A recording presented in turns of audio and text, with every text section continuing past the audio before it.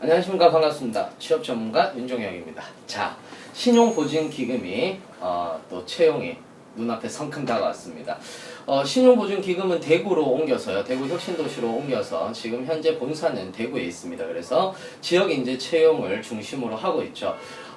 기본적으로 이제 그 토익은 500점 이상, 그 다음에 학점은 3.5 이상 되면은 그 다음부터는 자소서를 본다라고 이렇게 이야기를 하고 있거든요. 그러니까 여러분들 자소서를 또 좀 잘 쓰셔야지 신용보증기금에 한 걸음 더 들어가실 수 있습니다. 자, 한번 보도록 하겠습니다.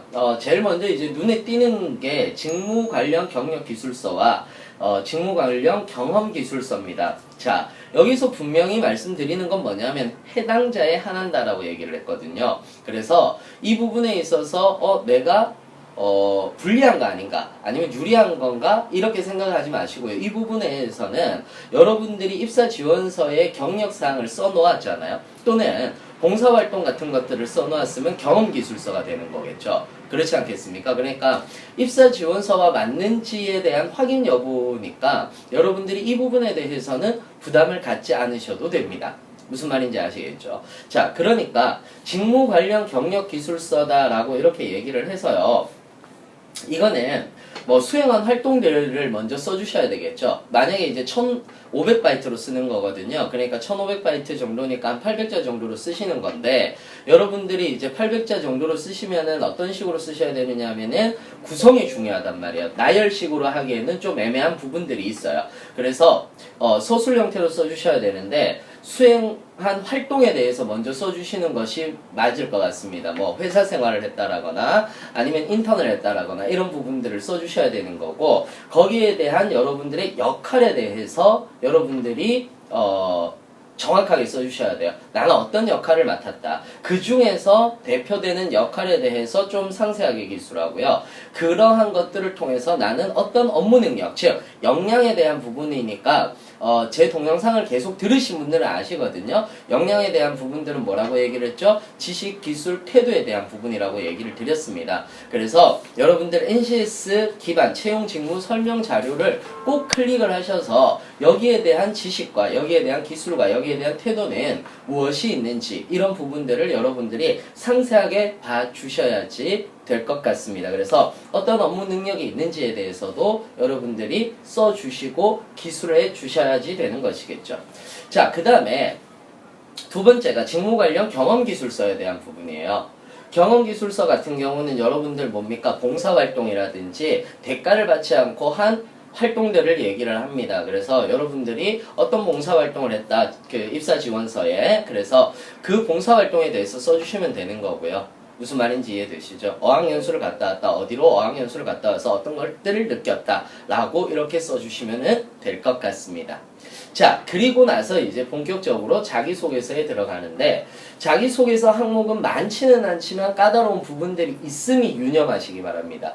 자, 첫 번째는 성장 과정입니다. 귀하의 성장 과정을 통해 본인을 소개하여 주시기 바랍니다 라고 얘기를 해서 성격의 장단점이 들어가야 되는 거고요. 가족 그리고 가치관이 꼭 들어가셔야 되는 부분입니다.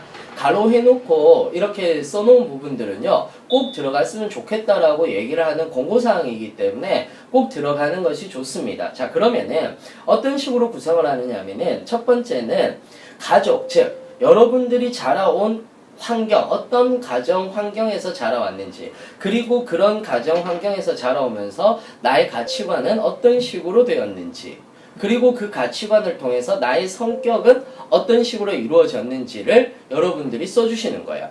그리고 중요한 부분들이 있습니다. 중요한 부분이 뭐냐 하면은 학창생활인데, 학창생활에서 가정생활에서 이루어졌던 나의 가치관이 어떤 식으로 변화하였는지, 또는 어떤 식으로 그 변화가 확정되었는지, 이런 부분들을 여러분들이 써주셔야 되는 거고, 그것이 어떠한 계기로 인해서 만들어지게 되었는지 대해서도 여러분들이 꼭 써주셔야 되는 부분이겠죠. 그렇지 않겠습니까? 그리고 그러한 사례들을 통해서 나의 성격의 장점은 무엇이고 그리고 단점은 무엇인지도 써주셔야지 될 것 같습니다. 자, 여기서 주의할 점은요. 여러분들이 성격의 장단점, 가족, 가치관, 학창생활이라고 해서 이렇게 나눠져 있다고 하더라도 여러분들이 분리시켜서 항목을 분리시켜서 쓰면 안 된다는 점이에요. 이런 부분들 같은 경우는 여러분들이 좀 스토리 있게 적어주시는 것이 훨씬 더 좋습니다. 요즘에 자소서의 트렌드 자체가 어떻게 보면은 이렇게 물 흘러가듯이 글을 잘 쓰는 그런 방향으로 이제 흘러가고 있거든요. 그렇기 때문에 항목을 나눠서 사실상 이 부분 같은 경우는 1300바이트밖에 안 되기 때문에 이 1300바이트를 여러분들이 적으실 때 막 항목을 나눠서 적으면 얼마 안 된단 말이죠. 그러니까 제목 적고 항목을 나눠서 적지 마시고 하나의 호흡으로 여러분들이 적는 것을 권유해 드립니다. 자, 두 번째 항목 보도록 하겠습니다. 본인이 왜 신용보증기금에 꼭 필요한 인재인지 신보의 인재생과 연계하여 설명해 주시기 바랍니다. 라고 이렇게 되어 있습니다. 자, 이런 부분들도 역시 마찬가지예요. 신보의 인재상 뭐겠습니까? 뒤에 가서 보시면 아시겠지만 기본 인품, 그 다음에 성장 자질, 요런 것들이 있는데요. 기본 인품 같은 경우는 인재상에 딱 보시면은요, 기본 예절이라든지 공인사상, 애사심, 그 다음에 책임감, 열정, 적응심, 인내심, 이런 것들이 있거든요. 그러면은 여러분들이 잘 생각해 보시면 아시겠지만은, 기본 인품이다라고 얘기를 하고 있지만은 기본 인품은 뭐가 연결되어 있습니까? 위에서 성격의 장단점에 대해서 얘기를 했잖아요. 그러면은 위에서 얘기했던 부분과도 일맥상통해야 되는 부분들이 있다라는 거죠. 그래서 나는 특히 이제 나는 기본 예절을 가지고 있고 공인 정신을 가지고 있다라고 이렇게 좀 구체적으로 얘기를 해주시면 되는 거고요.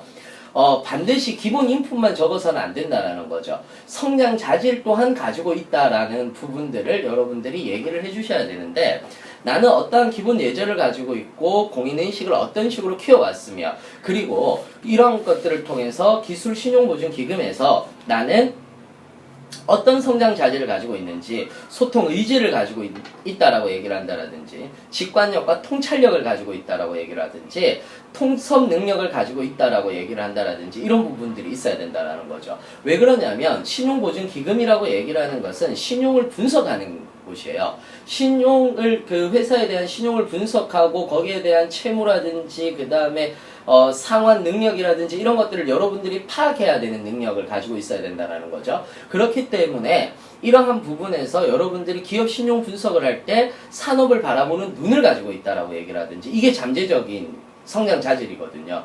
그러니까 내가 기본적으로 산업을 바라보는 눈을 가지고 있다라고 얘기를 한다라든지 또는 혁신소통 의지라고 얘기를 하는 것은 우리 채권 추진까지 들어가지 않습니까? 그러니까 자신의 어떤 주장이라든지 설득 능력이라든지 이런 것들도 나는 가지고 있다라고 이렇게 얘기를 해도 괜찮다라는 거죠. 무슨 말인지 이해되시죠? 여러분들이 이러한 부분들을 꼭 염두에 두셔야 돼요. 그러니까 자소서를 여러분들이 하시면서요. 자소서 공부만 하는 게 아니라 기본적으로 경제와 관련된 공부, 금융과 관련된 공부들 그리고 그 외에 내가 서술형으로 할 수 있는 공부들을 여러분들이 스스로 좀 하셔야 되는데 이런 부분들 같은 경우는 뭐 논술을 공부를 한다라든지 또는 경제 공부를 한다라든지 또는 다른 여타 상식 공부를 한다라든지 여타의 공부를 통해서 그리고 꼭 중요한 게 있는데 제 수업을 들으면은 여러분들이 공부를 하시게 될 건데 퍼블릭 마인드에 대한 부분들 이런 부분들 같은 경우는 공인정신에 대해서도 여러분들이 배우실 수 있거든요. 과연 정의란 무엇인가라는 거죠. 그 정의와 분배에 대해서도 여러분들이 공부를 하실 수 있는 부분들이 있어요. 그러니까 여러분들이 수업을 들어주시기 바랍니다. 자, 그 다음에 그래서 신보인재상에서 나는 어떤 성장 자질을 가지고 있다 라는 이런 부분들까지도 여러분들이 같이 이야기를 해주시면 될 것 같고요. 자, 세 번째 부분 보시면요. 성인이 된 이후 가장 큰 성취감과 좌절감을 느꼈던 일은 무엇인가 라는 것에 대해서 이야기를 하고 있습니다. 왜 그렇게 느꼈는지. 자, 여기에 밑줄 그으셔야죠. 왜 그렇게 느꼈는지라는 겁니다. 그러니까 어떠한 일에 대해서 이야기를 할 수는 있습니다. 나는 이런 일로 성취감을 느꼈습니다. 이때가 좌절감을 느끼게 된 계기였습니다 라고 얘기를 할 수도 있고, 그 좌절감을 통해서 나는 어떤 식으로 극복했습니다 라고 이야기를 할 수도 있습니다. 그런데 중요한 건 뭐냐면은 왜 이 일이 나에게는 가장 큰 성취감인 것인지, 왜 이 일이 나에게는 가장 큰 좌절인 것인지를 적어야 되거든요. 이건 무엇과 연관이 되어 있느냐면은 바로 가치관하고 연결이 되어 있는 거죠. 나의 가치관은 무엇이었으니까 이런 부분들에게는 성취감을 느꼈을 거고, 나의 가치관은 이런 부분이니까 나는 이런 부분에서 좌절감을 느꼈다 라는 이런 부분들을 여러분들이 써주셔야 된다는 거예요. 어렵습니다. 가치관을 말한다는 것 자체가 좀 어려운 일이에요. 그런데요, 여러분들 신용보증기금이든 또는 다른 자소서든 간에 가치관을 물어보는 항목들은 꼭 있습니다. 여러분들의 가치관을 여러분들이 글로 적으실 수만 있다면 자소서는 분명 대박이 나실 거거든요. 자, 가치관을 만드는 수업은 제 수업이 있습니다. 그래서 여러분들 제 수업으로 오셔서 가치관도 만들고 자소서도 만드시기 바랍니다. 이상으로 취업전문가 윤종혁이었습니다. 감사합니다.